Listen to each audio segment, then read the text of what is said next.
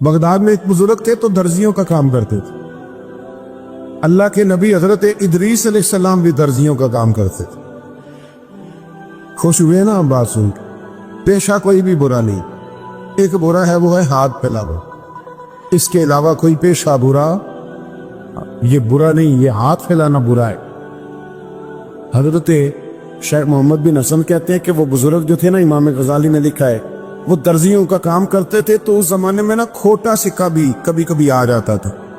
کھوٹا سکہ پرانے لوگوں کو تو پتہ ہوگا, چلو نوجوانوں کو بتا دیتا ہوں. چاندی کے سکے ہوتے تھے تو اوپر سے جب وہ گھس جاتا تھا نا نمبر, تو اس کو کہتے تھے اب کھوٹا ہو گیا.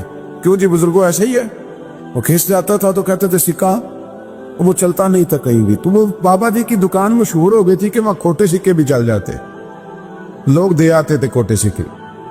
بہت سارے لوگ دے دیتے, بابا جی چپ کر کے قبول کر لیتے. مشہور ہو گیا, جو بھی جاتا کھوٹے سکے دے آتا, بابا جی قبول کر لیتے. پھر شام کو نا گھوڑے پہ بیٹھ کے جاتے اور دریا میں بہا. ایک دن کچھ بندے کھوٹے سکے لے کے آ گئے تو بابا جی ابھی مصلے پہ تھے, نماز پڑھ رہے تھے. تو بیٹے نے کپڑے دیے تو کھوٹے سکے وصول کی. تو وہ کھوٹے سکے دینے والا شخص کھوٹے سکے دے رہا تھا, تو وہ بچہ کہنے لگا تم نے بڑی عرصہ بیوقوف بنایا میرے ابا کو, کھوٹے سکے دے لے جاؤ. کہنے لگا تمہیں واقعی نہیں پتا چلتا کھوٹے ہیں؟ کہا ابا جی کا نہیں مجھے پتا, پر مجھے تو پتا ہے نا. اور میرا ابا شام کو کھول کے دیکھتا ہے تو پھر جو کھوٹے کھوٹے ہوتے ہیں انہیں دریا میں بہا کے آتا ہے, لے جاؤ اپنے. اتنی دیر میں بزرگ نماز سے فارغ ہوئے, کہنے لگے نہیں نہیں بیٹے رکھ لے, کھوٹے رکھ لے. سننا بات. کہا جناب کیوں؟ فرمانے لگے میں کھوٹے اس لیے رکھ لیتا ہوں کہ لوگوں نے پیسوں میں ملا کے دوسروں کو بھی تو دینے ہیں نا, تو میں چاہتا ہوں چلو باقی لوگ نقصان سے بچ جائیں, ہمارا تو گزارا ہو ہی رہا ہے, باقی لوگ نقصان سے بچ جائیں. اور فرمایا پھر میں شام کو جا کے دریا میں ڈال کے آتا ہوں کہ کہیں میری اولاد بھی ان کو آگے نہ چلا دے.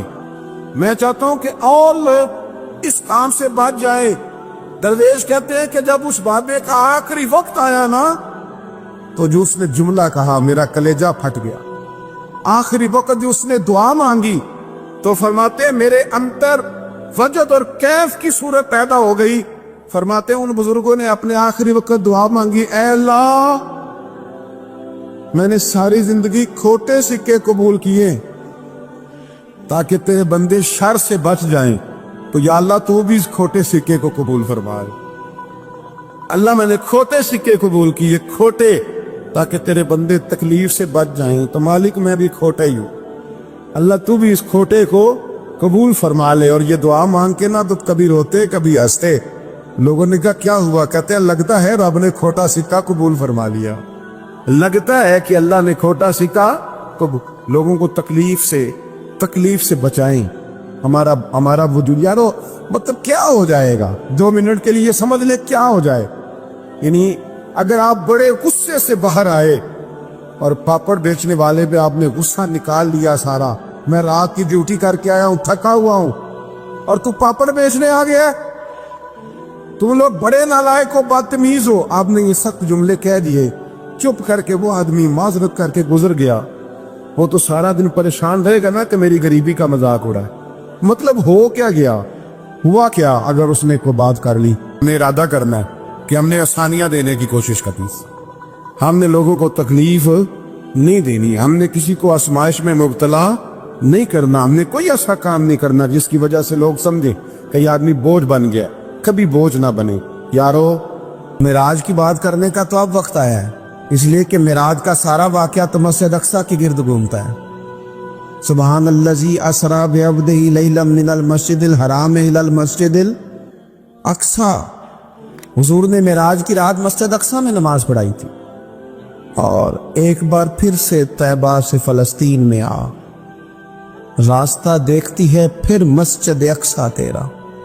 ایک بار حضور گئے تھے مکے سے مسجد اقصی, اور پھر حضور فرماتے ہیں جب میں واپس گیا نا تو کفار نے جو کہ مسجد اقصی دیکھی ہوئی تھی تو مجھ سے پوچھنا شروع کر دیا کہ مسجد اقصی کی کھڑکیاں کتنی ہیں, دروازے کتنے ہیں, پلر کتنے ہیں. جب انہوں نے سوال جواب کیے تو حضور فرماتے ہیں کہ رب کریم نے مسجد اقصی کو اٹھا کے میرے سامنے رکھ دیا.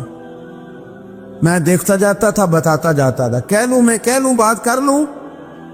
ایک دفعہ حضور مکے سے مسجد اقصی آئے اور ایک دفعہ مسجد اقصی میرے نبی کی زیارت کے لیے مکے گئی، حضور کی زیارت کے لیے مکہ شریف گئی۔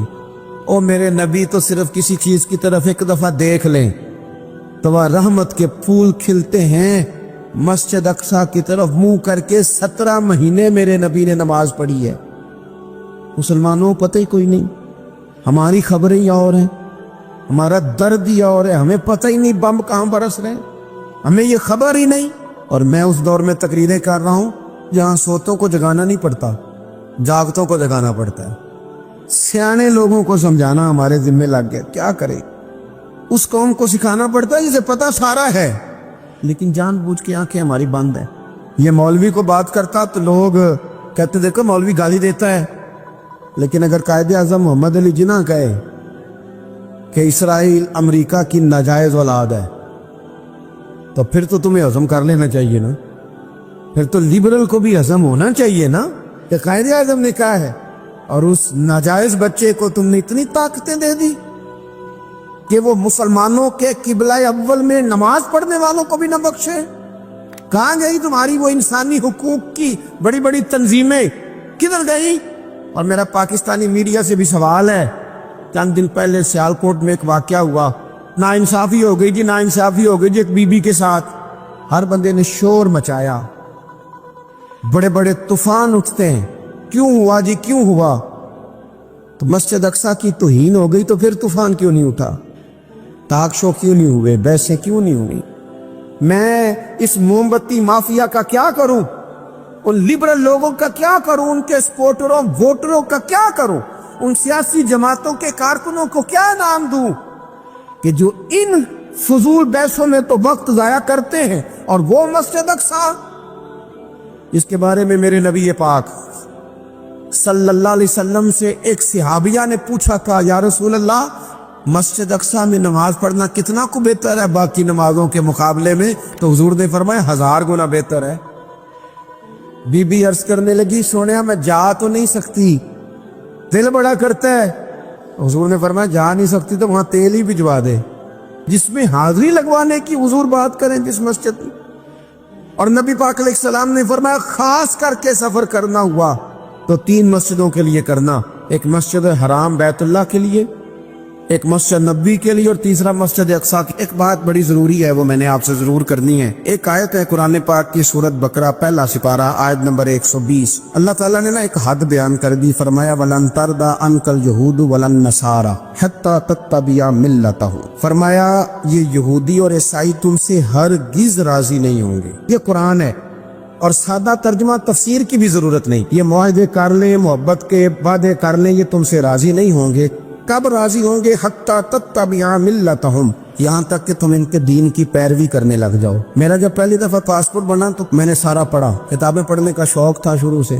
اس کے ہر صفحے پہ لکھا ہے کہ سوائے اسرائیل کے، یعنی آپ پوری دنیا میں یہ سبز ہلالی پاسپورٹ لے کے جا سکتے ہیں، خبردار اسرائیل آپ یہ پاسپورٹ لے کے نہیں جا سکتے۔ یعنی اتنی نفرت کسی ملک سے کہ اس پر لکھ کے چھاپ دیا ہر صفحے پر کہ یہ پاسپورٹ سوائے اسرائیل کے ہر ملک کے لیے کارآمد ہے۔ میرا سوال ہے عرب کے ان لیڈروں سے جنہوں نے اسرائیل کے ساتھ معاہدہ کیا، مجھے بتاؤ تمہیں فلسطین کی بیٹیاں بھول گئی نا ساری کی ساری؟ تمہیں وہ ماں بھول گئی نا جو مسجد اقصی کے دروازے پہ کھڑی ہو کے چیخیں مارتی تھی اور کہتی تھی کوئی علی کو خبر کرو کہ میری بچیاں قید میں ہیں؟ اور بھول گئی؟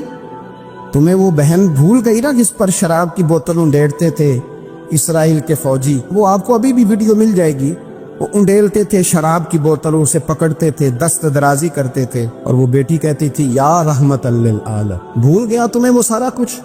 تم نے 1 منٹ لگایا اور تم معاہدہ کس سے کروا رہے ہو؟ امریکہ کے صدر سے؟ اتنا ظلم کیا تم نے، اتنا قاتل کے ساتھ معاہدہ؟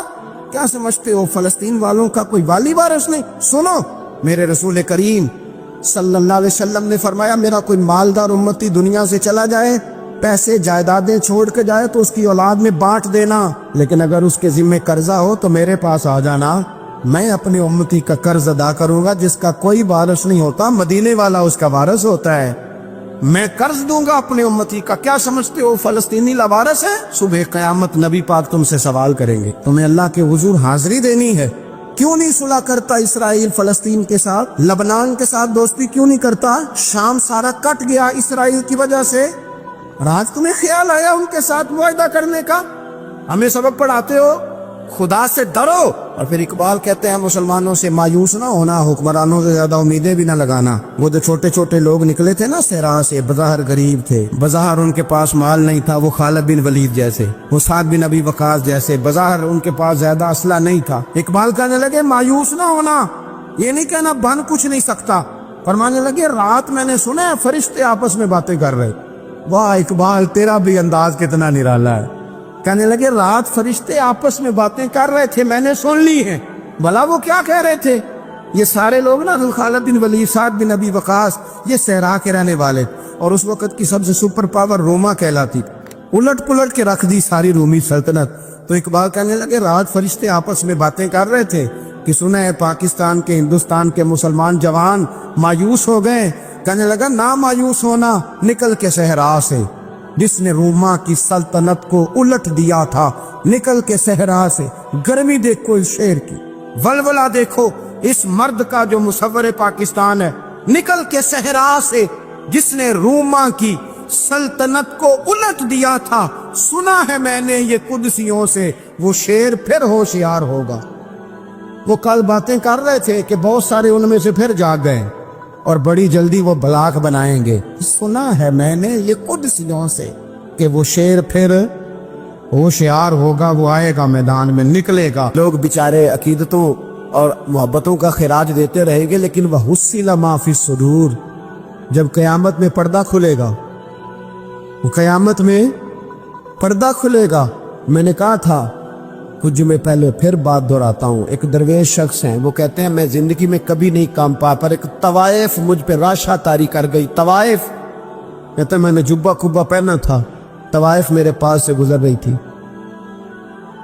تو میں نے اس کو کہا کہ بچے باز آ جا، اللہ اللہ کیا کر، چھوڑ دے۔ تو اس نے نقاب آگے کر لیا، کہنے لگی بابا میں تو آپ کی بات پر عمل کروں گی، پر ایک جملہ کہنے کی اجازت ہے؟ تو میں نے کہا بیٹی کہہ لو۔ تو کہنے لگی بابا میں تو جو نظر آ رہی ہوں نا وہی ہوں، جو نظر آتی ہوں وہی کہلاتی ہوں، تو بتا تو جو کہلاتا ہے وہ جو نظر آتا ہے وہی کہلاتا ہے کہ کچھ اور بھی ہے؟ تو کہلاتا کچھ ہے اور بنا ہوا ہے کچھ اور، تو بھی دیکھ کے تو وہی ہے جو تو کہلاتا ہے۔ کیا حساب نہیں دینا لوگوں نے؟ باہر نہیں آئیں گی یہ ساری چیزیں؟ اتنا بڑا دھوکہ، اور کوئی چیز نہیں ملی استعمال کرنے کو۔ جب الیکشن آیا تو اسلام زندہ باد، جب الیکشن آیا تو اسلام زندہ باد، اور اس کے نام پہ ووٹ اور اس کے نام پہ سارا کچھ۔ اور جب تھوڑا سا اللہ تعالیٰ خیر فرمائے حالات بدل گئے، 2-3 سیٹیں مل گئی، تو پھر کسی بھی حکومت کے پاس جا کے 2 وزارتیں لے لی۔ میرے پاس بھی لوگ آتے رہتے ہیں، ہماری قوم کو سب کو سیاستدان بنا دیا گیا ہے۔ اس طرح سیاستدان کا کوئی پتہ نہیں نا کس پارٹی کا ہے، اس طرح عوام کا بھی اب یہ سارا نفاق ان لوگوں نے برپا کیا، یہ ان لوگوں نے لوگوں میں بات اچھالی ہے۔ لوگ بھی اس کو بھی کہہ دیتے ہیں تیرے ساتھ ہیں، اس کو بھی کہہ دیتے ہیں۔ کیا کریں ان کے شر سے بچنے کے لیے ایسا کرتے، ورنہ شر پھیلاتے ہیں لوگ۔ ایک صاحب میرے پاس آ گئے،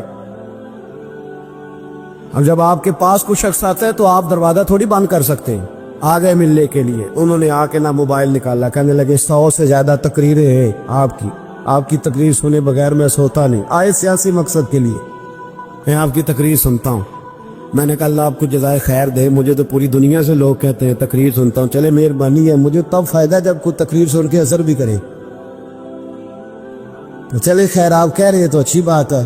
انہوں نے اس پر اور تھوڑا زور دینا شروع کیا، تو کئی دفعہ نا تکلیف ہوتی ہے کہ یار آپ کیا سمجھتے ہیں سامنے والا پاگل ہے، بیوقوف ہے، اور جو ساتھ لے کے آنے والے ہوتے ہیں وہ بھی خیال نہیں کرتے ہم کیا کہہ رہے ہیں۔ آپ پاگل سمجھ رہے ہیں سامنے والے کو کہ آپ جھوٹی تعریف کریں گے سامنے والا مان جائے گا؟ ڈرنا چاہیے اللہ تعالیٰ سے۔ یہ بڑی تقریر، وہ جو آپ نے ایک موقع پہ کہا تھا، میں نے اسے کہا، میں نے کہا صاحب آپ نے 10 دفعہ کہا ہے تو میں نے سن لیا ہے، لیکن مجھے 1% بھی خوشی نہیں کہ آپ مجھے سنتے۔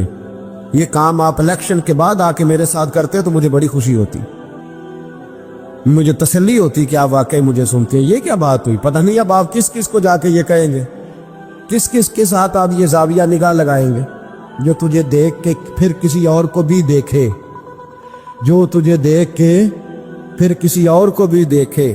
تماشائی ہے وہ، طالب دیدار نہیں۔ تو میں نے کہا آپ تماشائی بن کے نہ آئے، مہربانی فرمائے، جائیں کہیں اور جا کے۔ کیا سمجھا لوگوں نے؟ جس طرح کا موڈ آئے گا، جس کے ساتھ آپ جائیں گے۔ اب تو اتنا ماحول عجیب ہو گیا، پہلے کو کسی بزرگ سے ملتا تھا نا، کسی کو نیک سمجھ کے تو کہتا تھا حضرت میرے لیے دعا کرنا، اب کو ملتا تو کہتا حضرت جی اوراں ویکھیا جے تہاڈی سیلفی لینی ہے۔ یہ کون سا دین؟ آپ مذہب کے نام پہ بھی وہی ملمہ سازی، وہی بناوٹ۔ تو جب راز کھلے گا، وَحُصِّلَ مَا فِي الصُّدُورِ، جب سینوں کی چیزیں باہر آئیں، میں کہتا ہوں آج راز کھل جائے، مشکل ہو جاتا ہے، لوگ وضاحتیں دیتے پھرتے۔ جب قیامت میں راز کھلیں گے، سب سے پہلے دیندار شخص کو دیکھنا چاہیے۔ میرے نبی پاک علیہ السلام نے فرمایا سب سے پہلے جہنم میں ریاکار عالم دین کو ڈالا جائے گا، عالم کو سب سے پہلے دوزخ میں ڈالا جائے گا، اس لیے کہ اس نے اپنا قد اونچا کرنے کے لیے دین کو ٹیشو پیپر بنایا تھا۔ یہ تو بات ہو گئی دینداروں کی۔ ایک سیاستدان نے نعرہ لگایا، اس نے کہا روٹی دوں گا، کپڑا دوں گا، مکان دوں گا۔ ایک بعد میں پھر آ گیا، اس نے کہا تحفظ دوں گا۔ ایک تیسرا آ گیا، اس نے کہا میں فلاں کر دوں گا۔ آتے رہے لوگ، بیچارے مجبور ہیں، پریشان ہیں۔ ہمارے ملک میں پی ایچ ڈی کرنے کے بعد لوگوں نے چائے کے ڈھابے بنائے ہوئے ہیں، لوگ آزمائش کا شکار ہیں۔ کدھر جائیں؟ سیاستدان کے پیچھے لگ گئے، لوگوں نے نعرے بھی لگائے، لوگوں نے اپنی جیب سے پوسٹر بھی اس کے بلوا کے چسپاں کیے، ساری اس کے پیچھے لوگ لگ گئے۔ اب ہمیں تو نہیں نہ پتا تھا کہ وہ تو غریبوں کے جذبات سے کھیل کر اپنا قد اونچا کرنے جا رہا ہے، وہ تو ہوس اقتدار کا پجاری ہے، وہ تو صرف اسی کے لیے لوگوں کے جذبات سے کھیل رہا تھا۔ اس نے تو اتنے زبردست نعرے اس لیے سکھائے تھے کہ لوگ میرے پیچھے لگ جائیں، کسی کی مجبوری کا نام لے کے اسے پیچھے لگا کے پھر وہ اپنے ذاتی مفادات لینا چاہتا تھا۔ اللہ فرماتے ہیں دنیا میں تو دھوکہ دے لے گا، پر وَحُصِّلَ مَا فِي الصُّدُورِ، میں راز کھول دوں گا۔ ایک حدیث سنانے لگا جو آپ نے رٹ کے یاد کرنی ہے، کر لیں گے انشاءاللہ؟ بولیے سارے کہیے انشاءاللہ، کر لیں گے یاد ماشاءاللہ سے؟ سنیں، ابو داؤد شریف میں، ترمذی میں حدیث ہے، نبی پاک علیہ السلام نے فرمایا کچھ لوگوں کی پشتوں پر اللہ قیامت میں جھنڈے گاڑ دے گا۔ پشت ہوتی ہے نا، پشت، مقعد، سرین، اس پر اللہ جھنڈا گاڑ دے گا، وجود کے ساتھ لگا دے گا۔ حدیث صحیح عرض کر رہا ہوں، حضرت انس بن مالک رضی اللہ تعالیٰ عنہ حدیث کے راوی ہے، فرمایا جھنڈا پشت کے ساتھ گاڑ دیا جائے گا، اونچا جھنڈا ہوگا قد سے۔ تو لوگ سارے کہیں گے یا اللہ یہ کون ہے، کون ہے یہ؟ تو رب کریم فرمائے گا یہ اپنی قوم کا غدار ہے، یہ اپنی قوم کا، ان کے جھنڈے یہاں نہیں لگیں گے، ان کے جھنڈے وہاں بھی لگیں گے۔ میرے نبی پاک علیہ السلام نے فرمایا غداروں کی پشتوں پہ اللہ جھنڈے لگائے، اور یہ جھنڈے لگیں گے، اور جب لوگ پوچھیں گے یہ کون ہے تو کہا جائے گا وہ یہ ہے جس کو قوم نے امانت دار سمجھ کے سربراہی دی، پر یہ غدار نکلا۔ قوم نے اعتماد کیا، امانت دار سمجھ کر یہ غدار نکلا۔ یاد رکھنا تمہارے جھنڈے لگیں گے، آج تمہاری گاڑیوں پہ سرکاری جھنڈے ہیں، آج تمہاری بڑوں بازاروں پر سرکاری جھنڈا ہے، قیامت میں تمہاری پشت پر غداری کا جھنڈا ہوگا، غداری کا۔ اور میرے نبی پاک علیہ السلام نے فرمایا غریبوں کو اللہ قوت دے دے گا، اور جو تکبر کرنے والے تھے انہیں اللہ کیڑیوں کی شکل عطا کرے گا، چیونٹیوں کی شکل، کیڑے مکوڑے بنا دے گا، اور غریب پیروں کے نیچے مسل کے جائیں۔ وقت تھوڑا رہ گیا، وَحُصِّلَ مَا فِي الصُّدُورِ، فرمایا تمہارے سینے کے سارے راز اللہ باہر نکال دے، فاش ہو جائے گی، ہر چیز کھل جائے گا، سارا آئینہ باہر آئے، تمہیں وہ سارا کچھ بھگتنا ہے۔ کتنے بادشاہ گزرے آپ کے ملک میں، کتنوں کی قبروں پہ لوگ فاتحہ پڑھنے جاتے ہیں، کتنے ہیں جن کا اب نام ہوتا ہے، تصویریں لگی ہوئی ہیں پارلیمنٹ میں، اس سے زیادہ کوئی شے؟ ختم ہو گئی بات، کدھر گئے ہمارے تو نوجوانوں کو یاد بھی نہیں۔ کیا کسی نے کمال کر لیا وزیر اعظم بن کے؟ کیا اس نے کر لیا؟ ختم ہو گئی بات۔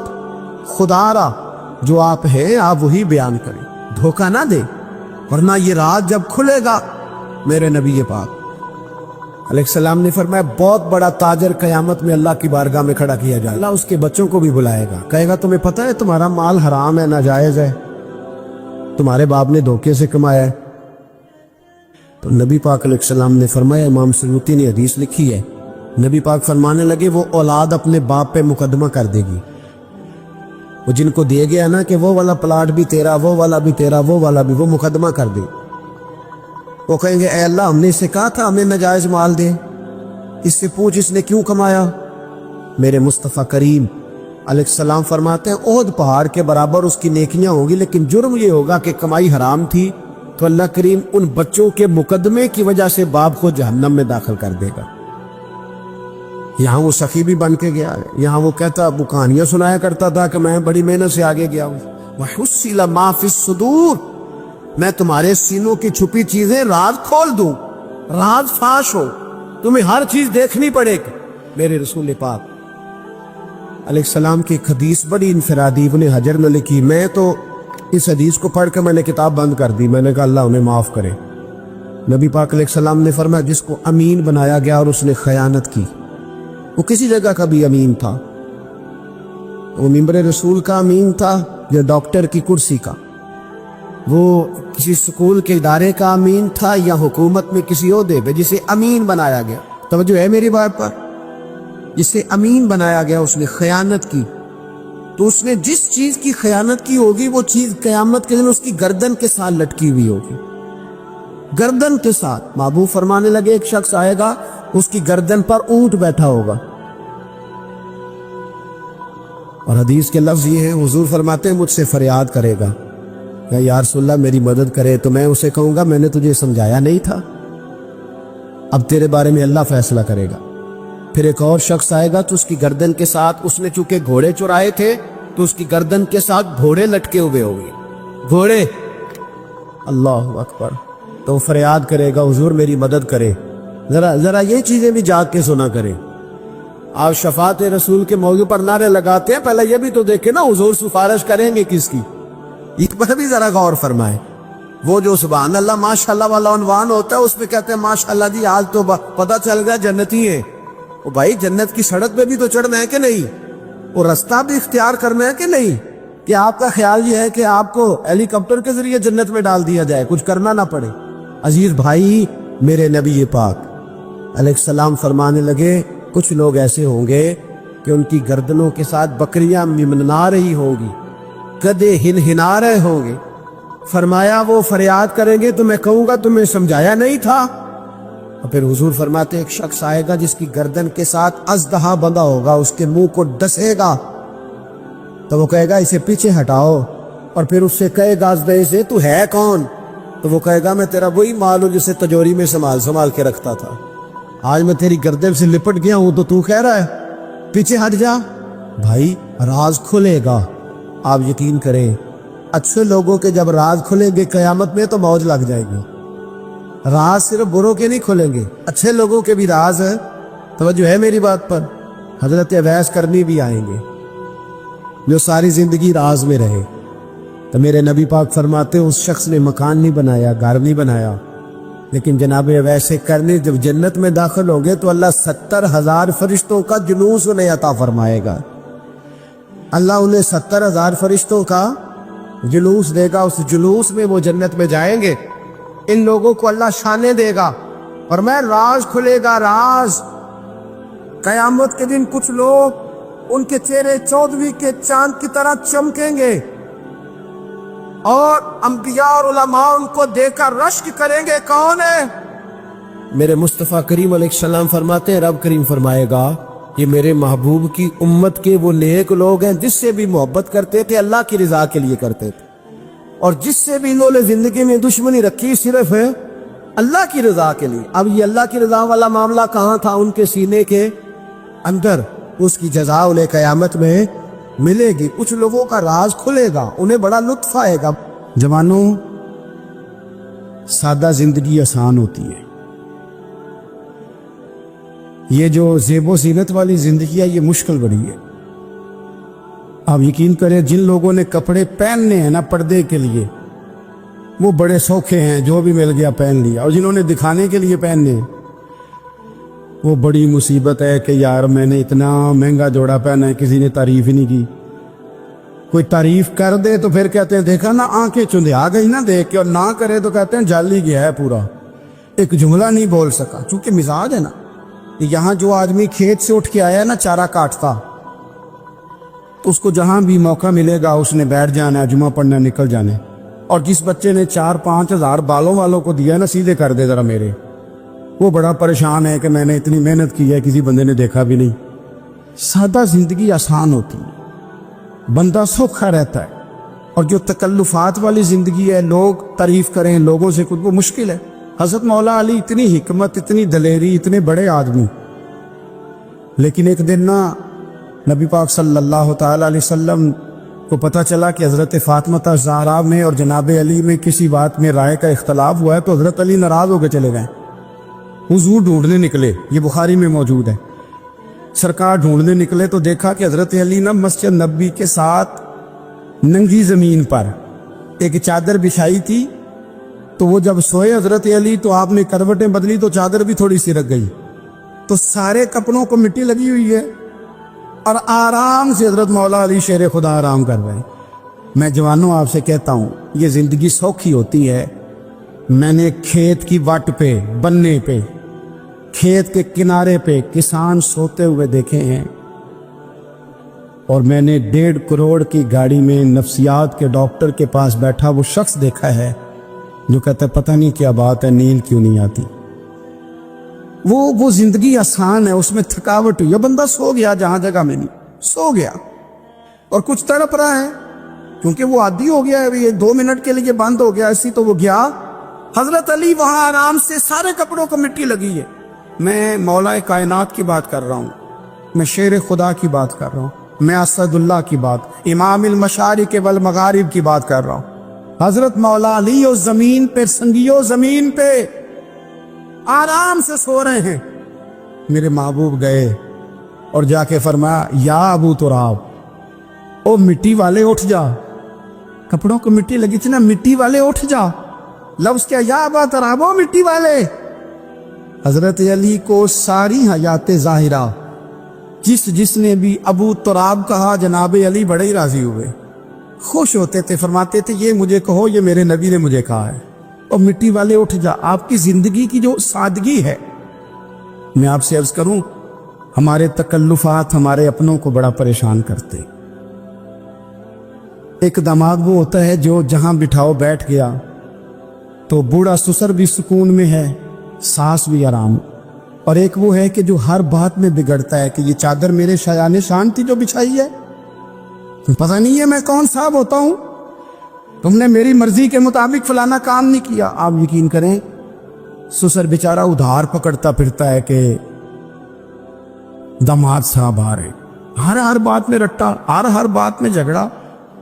میرے پاس سنگی دور دراز سے آتے ہیں تو میں دیکھتا ہوں کہ اپنا لہجہ ہے، تو کچھ لوگ اتنے میٹھے، اتنے پیار والے آتے ہیں کہ یوں محسوس ہوتا ہے کہ جیسے ان کے لیے آپ کو کوئی تکلف کرنے کی ضرورت نہیں.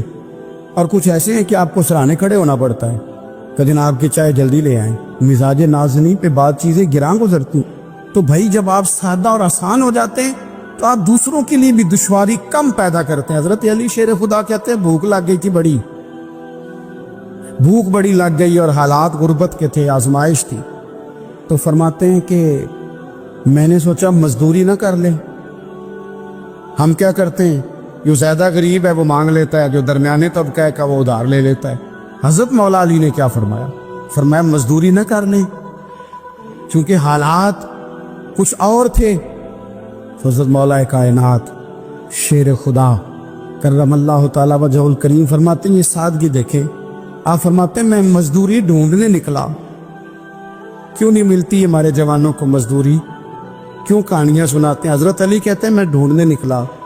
ایک عورت کو میں نے دیکھا کہ اس نے کچھ مٹی نکال کے رکھی ہوئی ہے، تو اسے تر کرنا چاہتی ہے. پرانے زمانے میں مٹی میں پانی ڈال کے اسی سے لوگ کام لیتے تھے، اسی سے دیواریں بن جاتی تھی. ہم گھارا کہتے ہیں اپنی زبان میں. تو وہ گھارا بنانا چاہتی ہے لیکن پانی نہیں نکل رہا اس سے نا.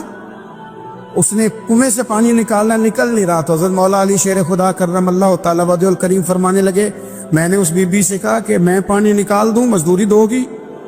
اس نے کہا میں بھی مزدوری تلاش کر رہی تھی. ایک پانی کا ڈول آپ نکالیں گے اور مٹی پہ ڈالیں گے تو ایک کھجور دوں گی. حضرت علی فرماتے ہیں گرمی بڑی سخت تھی، میں نے 16 ڈول پانی کے نکالے. 16 बर्तन भर के पानी निकाला और उस मिट्टी पे डाला, फिर मैं हाथ धो के आया और उस खातून के पास बैठा तो उसने मुझे, ओ मजदूरो, कमजोर कमजोर पड़ते हो, पीछे पीछे होके बैठते हो, ख्याल बनाते हो कि हम कोई कमजोर लोग हैं। ये देखो मैं किन की बात कर रहा हूं, जिनका प्यार ईमान है, जिनकी मोहब्बत ईमान है। हजरत मौला अली शेर खुदा तुम्हें सबक दे रहे हैं कि हिकमत, दानाई, बहादुरी और फिर सादगी। मुझसे कई दफा लोग पूछते हैं आपके वालिद साहब, तो मैंने कभी झिझक के नहीं बताया, नहीं मेरे अब्बा प्रोफेसर नहीं थे, मेरे अब्बा पीर नहीं थे, मेरे वालिद साहब जो थे वो आलिम नहीं थे, लेकिन मुझे फख्र है जब उनका इंतकाल हुआ और मैं उन्हें गुस्ल दे रहा था तो उस वक्त भी उनके हाथों पे छाले थे, इसलिए कि वो मजदूर थे, वो मेहनत करते थे। उन्होंने जेबें काट के रोटी नहीं खाई, उन्होंने हमें जो कमा के खिलाया है वो मेहनत और मजदूरी का है। मैं नाज से कहा करता हूँ अल्हम्दुलिल्लाह मैं किसान का बेटा हूँ, मैं उसका बेटा हूँ जो धरती का सीना चीर के अनाज उगाते थे। और मैंने देखा है कि जब बड़ोले में मेरी अम्मा गंदम भरने लगती तो मेरे वालिद साहब फरमाते, तियां तिहानियां दा हिस्सा भी कट लई, गरीबां दा भी कट लई, फुलां दा भी, कि फुलां आदमी दी गंदम ऐद की थोड़ी हुई है, वो 2 बोरियां उधर भी भेजनी है। तो वो जो गरीबी की सखावत थी और वो जो सादगी की सखावत थी, उसके अंदर जो रानाई थी और उसके अंदर जो जज्बा और शौक था, मजदूर का बेटा पीछे पीछे जाता है और वो घबरा के जिंदगी गुजारता है। तुम्हें तो सार उठा के जीना चाहिए, इसलिए कि हजरत मौला अली शेर खुदा कहते हैं, मैं मजदूरी करके खजूरें कमा के लाया, और ला के ना तो मैंने अकेले नहीं खाई वो, क्योंकि कहत का दौर था, हालात और थे। फरमाते ला के हुजूर को पेश की। मैंने कहा हुजूर ये खजूरें हैं। तो करीम ने पूछा कहाँ से आई हैं?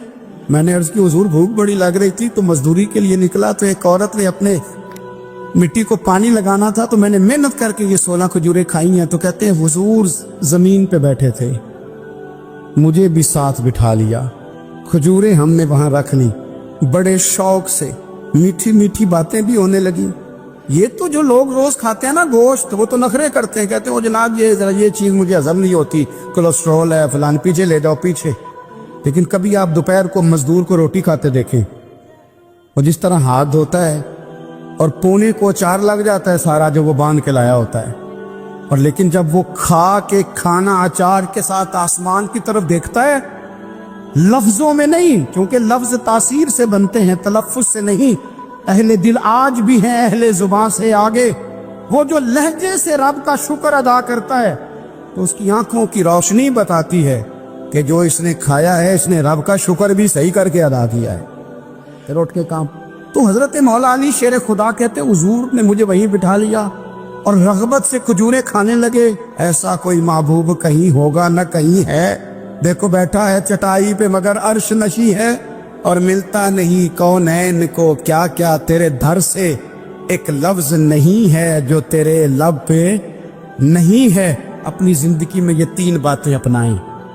एक तो हिकमत के साथ, तानाई मिजाज जारहाना ना बनाएं। जारहाना मिजाज से कुछ बेवकूफ़ों को तो मुतासर किया जा सकता है, फहम फिरासत वाले लोगों को मुतासर नहीं किया जा सकता। जारहाना मिजाज में हिकमत वाला, दानाई वाला, मामला फहमी वाला मिजाज बना। और दूसरा, कमजोर नहीं पड़े जिंदगी में, अपने आप को खुद हौसला दें। अपने आप हौसले में होंगे तो आपके इर्द गिर्द लोग तसल्ली में हों। आप अपने मिजाज में दलेरी लाएं। और तीसरी बात, जिंदगी को सादा करें। ये सादा होगी आपके लिए, आपके घर वालों के लिए, सबके लिए आसानी हो। जो आदमी घर जाता है और मुसीबत खड़ी कर देता है ना, मैं आ गया हूं, तो उसके घर वाले बड़े परेशान हैं। उसके बच्चे ये दुआ नहीं करते अब्बा जी घर आए, बल्कि ये दुआ करते हैं कि ये आए हैं तो अल्लाह जाने कब जाएंगे। हुजूर को मक्का भी बड़ा ही प्यारा, इस शहर से भी रसूल कायनात को बड़ी ही मोहब्बत। लेकिन पता है मुसलमानों को मदीने से इतना प्यार क्यों है? ये मोहब्बत जाती नहीं, ये भी खुदाई है। ये ना अल्लाह की दी हुई, मालिक की अता है। हुजूर ने दुआ फरमाई मदीने की मोहब्बत के लिए। नबी पाक ने, जो हमारे सीने मचलते हैं, दिल तड़पते हैं, हमारी औलादें रोती हैं, हम सब कुछ कुर्बान करके भी उस शहर नूर में जाना चाहते, तो ये खुदाई फैसला है, अल्लाह की पैदा की हुई मोहब्बत है। حضرت سیدہ عائشہ صدیقہ رضی اللہ تعالیٰ عنہ فرماتی ہیں، بخاری مسلم میں موجود ہے، فرماتی ہیں جب رسول پاک صلی اللہ علیہ وسلم مدینہ تشریف لائے تو حضرت ابو بکر صدیق رضی اللہ تعالیٰ عنہ اور حضرت بلال حبشی رضی اللہ تعالیٰ عنہ کو نا بخار ہو گیا. تو فرماتی ہیں چونکہ دونوں کو بخار تھا تو ایک روایت میں تو یوں بھی ہے کہ حضرت بلال نا مکے کے فراق میں شعر بھی پڑھتے تھے. انسان اپنے علاقے سے پیار کرتا ہے نا تو مکہ مکرمہ کے فراق میں جدائی میں اشعار بھی کہتے تھے. حضرت عائشہ صدیقہ رضی اللہ تعالیٰ عنہ کہتی ہیں ان دونوں کا بخار کا حال مجھے معلوم ہوا تو میں حضور کی بارگاہ میں گئی. میں نے عرض کی یا رسول اللہ صلی اللہ تعالیٰ علیہ وسلم جناب صدیق اکبر کو بھی بخار ہے، سیدنا بلال حبشی کو بھی. میرے دوستو چاہیے تو یہ نا کہ بیماری کی اطلاع ملے تو شفا کی دعا ہو، پر کریم محبوب دلوں کے حال جانتے ہیں نا. حضور نے کیا دعا فرمائی، کہا اے اللہ جس طرح ہمیں مکے سے محبت تھی نا اسی طرح ہمیں مدینے کی محبت دے دے، بلکہ ہمارے دلوں میں مدینے کی محبت مکے سے بھی زیادہ فرما دے. یہ دعا حضور نے مانگی تو مومنوں کے دلوں میں پیار ہے مدینے کا، یہ نبی پاک نے مانگا اللہ سے. دلوں میں پیار ہے، دل کھچے چلے جاتے ہیں جنہوں ویک کے ٹھر دیاں اکھیاں نے، جنہوں ویک کے ٹھر دا سینہ ہے. ربا تیری ساری خدائی ہے پر ایک کی تے شہر مدینہ ہے. ربا تیری ساری خدائی چ ایک کی تے شہر مدینہ ہے. تیری ساری خدائی چ ایک کی تے شہر جنہوں ویک کے ٹھر دیاں اکھیاں نے، جنہوں ویک کے ٹھر دا سینہ ہے. ربا تیری ساری خدائی ایک کی تے شہر مدینہ ہے. رسول پاک صلی اللہ علیہ وسلم نے دعا فرمائی اللہ ہمارے دلوں میں مدینے کی محبت پیدا فرما دے، اور پھر فرمائے اے اللہ مدینے کو صحت مند شہر بنا دے، اور فرمائے اس بخار کو نا یہاں سے منتقل کر دے، جوفا کی طرف بھیج دے، اس بخار کو نکال دے، اس کو صحت مند. یہ کچھ دن پہلے نا عالمی ادارہ صحت نے رپورٹ جاری کی. یہ عالمی ادارہ صحت نے دنیا کے سارے شہروں میں صحت کے لحاظ سے سب سے زیادہ بہترین شہر رسول ہے، مدینہ منورہ ہے. مدینہ منورہ ہے. ہم عالمی ادارہ صحت والوں سے کہتے ہیں تم رپورٹ نہ بھی نہ جاری کرتے، تم نے تو آج رپورٹ جاری کی ہے نا، تو یہ رپورٹ تو فرشتوں نے پہلے بنا دی تھی، اس لیے کہ حضور نے دعا کی تھی اللہ مدینے کو صحت والا شہر بنا دے. وہاں تو بڑے بڑے بیمار جا کے ٹھیک ہو جاتے، بڑے بڑے کمزور جا کے تندرست ہو جاتے، بڑے بڑے بوڑھے جا کے لگتا ہے توانا ہو گئے. وہ تو شہر ہے، کیا باتیں ہیں اس شہر کی.